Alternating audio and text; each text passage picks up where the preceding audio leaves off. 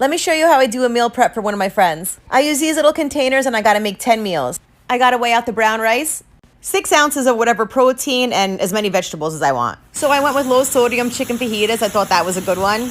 Did some really nice stir-fried vegetables, some grilled chicken with Danos, because that's low sodium too, and some ground turkey stir-fry, which I'm not usually a fan of, but this came out good. So in the end, I did 3 salads and then 7 meals with rice, and I thought it turned out. A buffalo chicken wrap was my favorite thing to order when I was in uni, so here's how I make it at home using baked instead of fried chicken.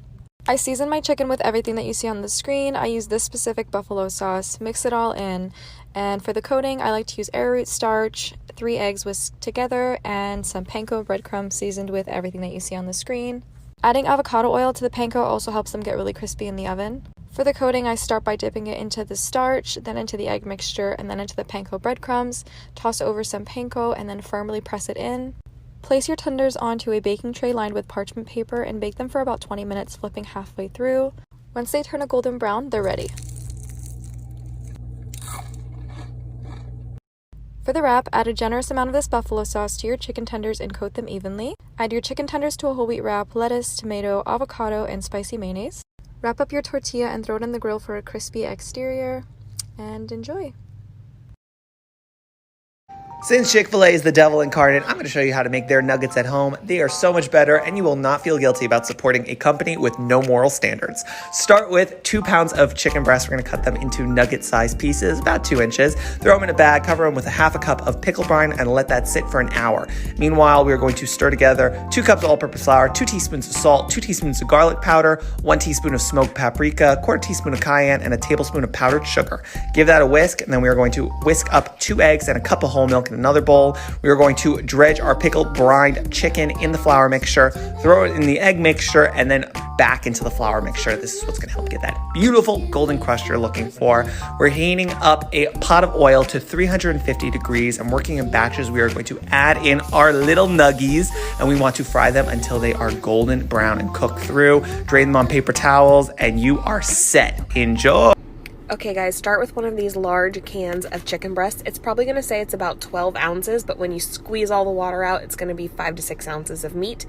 Then add 3 tablespoons of Frank's Red Hot sauce, 3 tablespoons of softened cream cheese, 3 tablespoons of almond flour, 1 teaspoon of baking powder, and 2 eggs. Gonna mix this all together, and essentially you're gonna have something that looks like this. Spray your waffle maker. You can do this in little mini waffles on the tiny mini waffle makers, but I did this in one big session. So put some cheese down so you get a nice little crust. Put all of the mixture inside this large waffle iron. Sprinkle some more cheese on top. Close it up. It's going to take about 5 or 6 minutes to cook, maybe longer depending on the doneness that you want. I sprinkled this when it was done with some ranch and more Red Hot sauce. Y'all, it was so... It's chicken time! Lots of you guys want to know how I make mine super flavorful, so I'm going to show you how I meal prep it. I take my organic chicken breast and rinse it, which is so gross, but you gotta do it. Then I use scissors to chop it into bite sizes and throw it in a bowl, and then I make my life-changing marinade. Take 1 lemon, a 1/4 cup of soy sauce, lots of sriracha, and a drizzle of maple syrup. Mix it all up, and I'm sorry that I'm using my hands again, and refrigerate for 30 minutes. Then bake on a pan at 350 for 30 minutes, and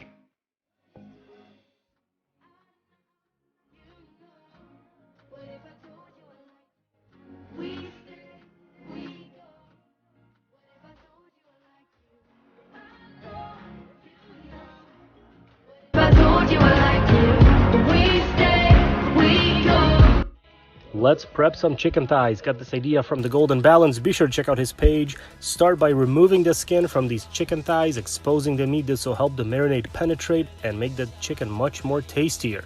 Get that skin off. Now take a knife and score the meat, just a couple slits. Again, this will help the marinade penetrate the meat and give it a lot more flavor when we cook it tomorrow. There we go, just like so. Now take the juice of 1 lemon, squeeze it over the chicken. Now add the seasoning. All the ingredients are listed on my Instagram page. You can check it out there. Flip the chicken over, season the other side. Don't be shy with the seasoning. You want to build those flavors up. Now add a couple tablespoons of plain yogurt. This will help tenderize the meat, and then also char up a little bit of a ketchup for some sweetness, and some hot sauce to offset that and give it a little kick. I'm using Truff because it's so good. Mix it all together. In the fridge, it goes overnight.